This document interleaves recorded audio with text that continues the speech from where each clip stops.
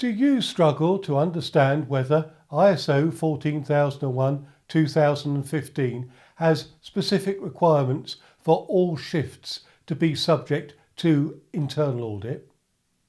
An ISO interpretation could help you understand whether you should have an internal audit of all of your shifts.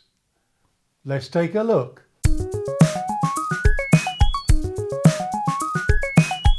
Welcome to EMSmastery, where we look at the successful strategies and tactics to master environmental management and sustainability. If we're meeting for the first time, my name is Andrew Marlowe.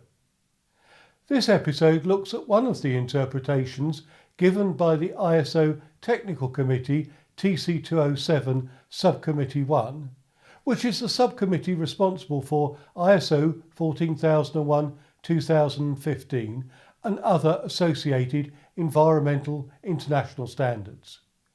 The interpretation process operates as an escalation of an interpretation inquiry from a national member body such as BSI in the UK and ANSI in the United States, with all interpretation inquiries reviewed on an annual basis and their results published in the Subcommittee 1 website.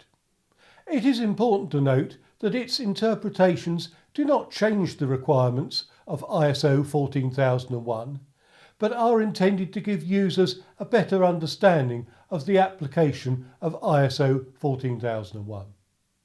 The question about the internal auditing of shifts within an environmental management system based on ISO 14001-2015 was raised by the American National Standards Institute and relates to the intent of Clause 9.2.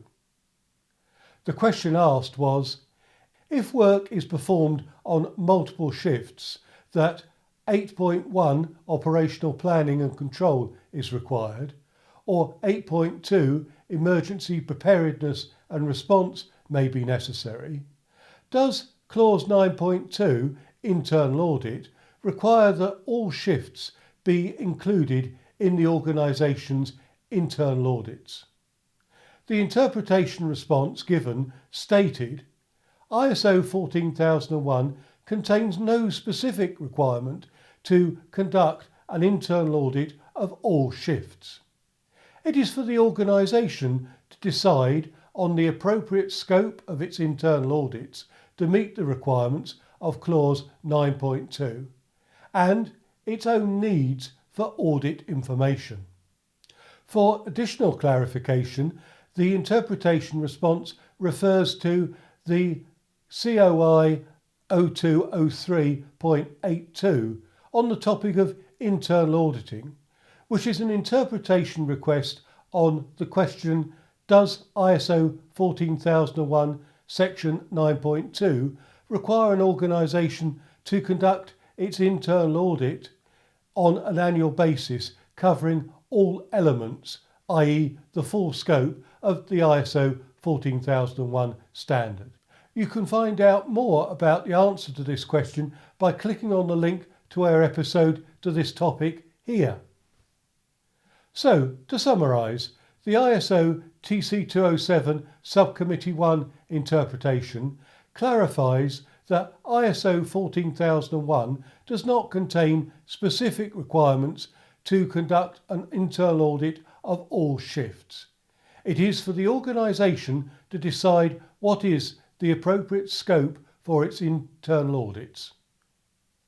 Further information on this interpretation is given in the description box below, including a link to the resources on the EMSmastery.com website. If this episode has helped to advance your understanding of ISO 14001-2015 in relation to the internal auditing of shifts, please leave a comment in the box below if this video has helped you.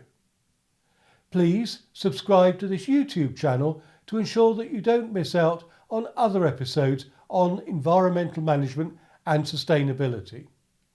Until then, thank you for listening. If you enjoyed this video, you can watch other episodes by clicking on the boxes in the top and bottom right, and to subscribe to this YouTube channel, click on the link to the left. Thank you.